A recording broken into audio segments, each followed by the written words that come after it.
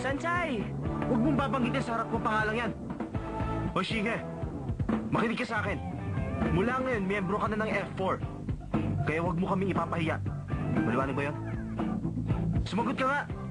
Oo, hindi ko kayo papahiya. Miyembro na ako ng F4. Mukha na ba akong hat? Dito ka lang sa likod. Makinig kayo lahat. Mula ngayon, hindi na miyembro ng F4 si Lei. Si Shihen ang pumalit. Ang sino mang babangga sa kanya, pababagsakin ko. Narinig nyo? Hindi pwede yun. Bakit si Shinge ang pumalit kay Watsile? Hindi naman yata yun tama. Paano ito? Kasalanan ko ang lahat.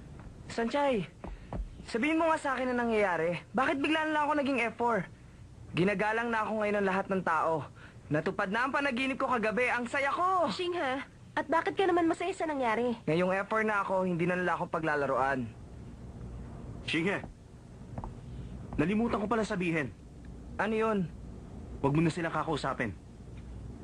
Pero bakit? Kaibigan ko si Sanchay. 1 linggo na lang. At makikick out na sina Sanchay at Lei. Makikikout kami? Gagawin kong lahat. Mapaalis lang kayo rito. Ase, nagbibiro ka ba? Paano na si Lei? Tumahimik kayo. Ako masusunod. Sandali lang, talaga ba ipapakikout mo sila? Sandali lang! Sinabi ng sandali lang! Ano karapatan mong paalisin kami? Daomingse, kahit man lang para sa akin, huwag mo na silang paalisin. Tumahimik ka nga! Dawing sir! Wala kang karapatang paalisin kami rito! May karapatan siya. Malakas ang impluensya ng pamilya ni Dao Mingse sa eskwelahang ito.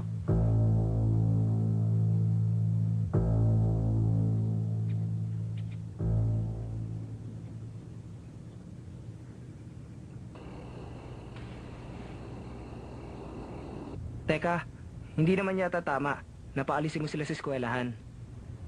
Huwag kang magmarunong.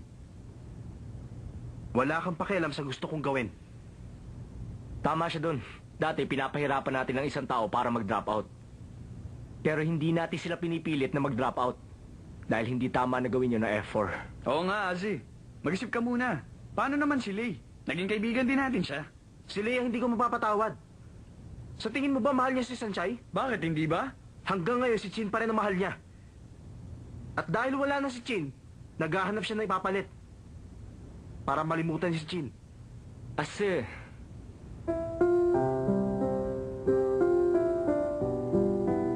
Payatot, bakit malungkot ka? May problema? Namumutla ka yata. Totoo ba? Totoo ba na may relasyon sina Sanchay at Wasilei? Bagal pumikap.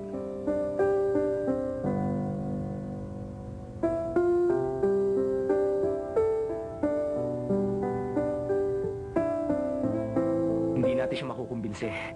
Iwan na lang natin siyang mag-isa. Halika na nga!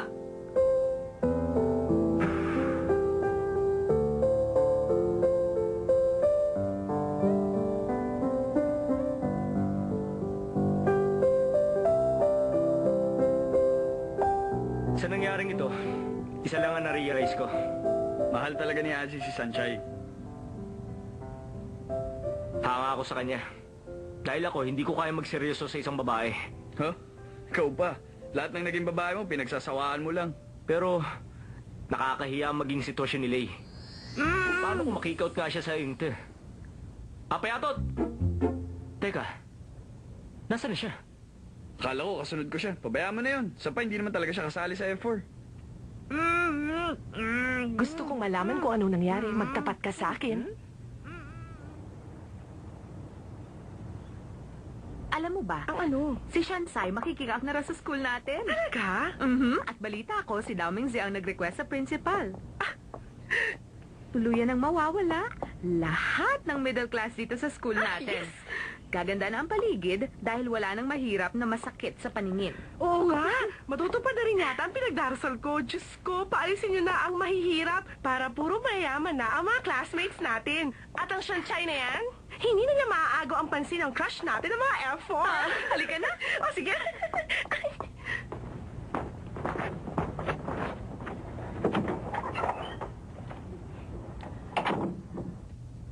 samahan mo ako mag-shopping mamaya, sige. ha? May bibilin din ako. Di ba? Yun si... Siya nga! Hindi ba siya yung pinakasikat na estudyante sa 16th graduating class? Si Tommy Chong! Teka, anong ginagawa niya dito? Di ba sa Amerika na siya nakatira? Teka, tingnan mo kung sino kasama niya. Di ba yun si... Sunshine! Ba't ba malapit siya sa mayayaman? Nakakainis.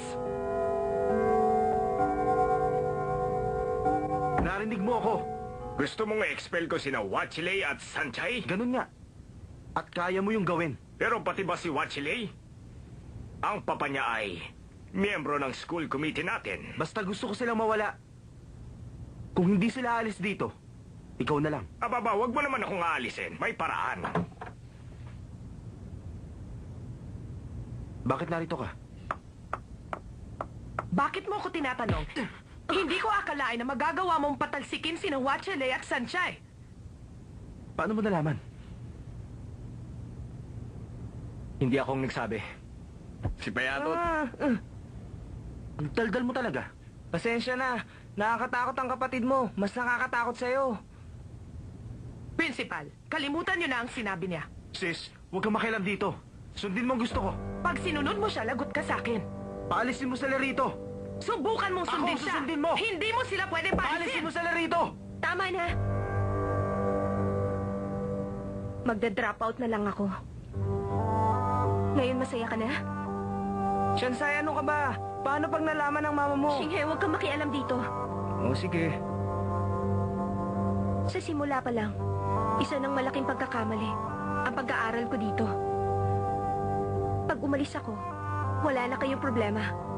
Kaya aalis na ako. Hindi ako papayag na mag-drop out ka. Ako na lang ang aalis.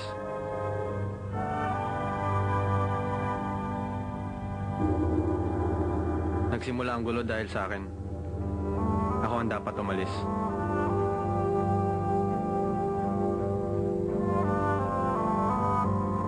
Aalis din ako pag pinaalis yun sila. Tumahimik ka, wala silang pakialam kung umalis ka. Aray! Kasi, pag pina-expel mo si Lay, magda-drop out na ako. Nagsasawa na ako. Bakit ganito na ang F4? Ang pagkakaibigan natin. Hindi ba yun ang mas mahalaga sa lahat?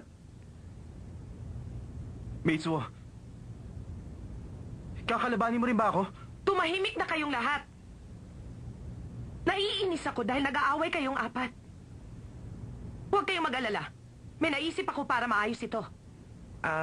Sis, anong naisip mong paraan? Sa ancient Greece, para maayos ang mga gulo at pag-aaway, dinadaan nila sa palakasan kaya nagkaroon ng Olympics.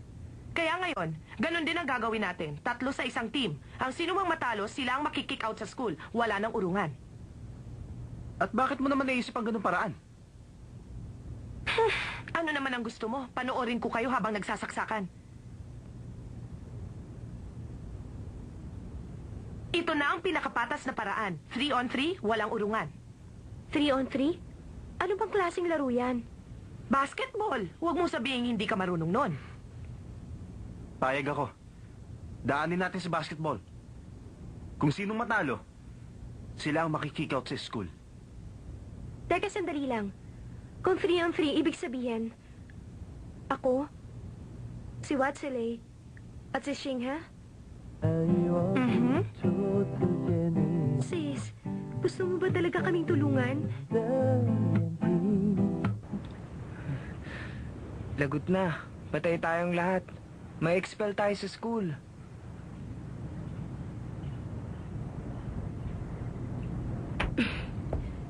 Kung tutunga nga tayo, walang mangyayari. Practice tayo. Bukas na ang laro. Matatangkad nga yung mga yon, pero sigurado ako, mas magaling tayo pagdating sa basketball. High school pa lang kami. Marami ng coach ang kumukuha sa kanila. Pero ayaw nilang makipaglaro sa hindi nila kilala. Kaya tumanggi sila. Di bale, huwag kayong mag-alala, kaya natin sila. Nag-aral ako ng basketball sa PE namin nung high school. Talaga? Sige nga, shoot mo yan. Walang problema. Magaling ako sa 3 points, parang si Michael Jordan.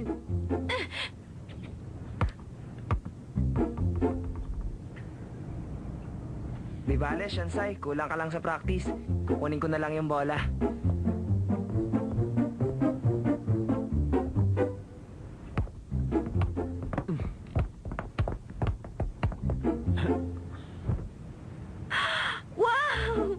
galing! Paano mo ginawa yun? Makakaya mo rin yun. Mag-practice ka lang. Tutulungan kita. Kahit ganito lang ako, kaya rin naman kitang protektahan.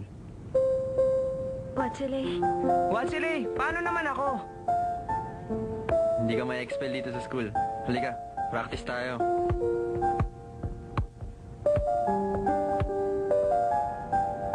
Dito sa free throw.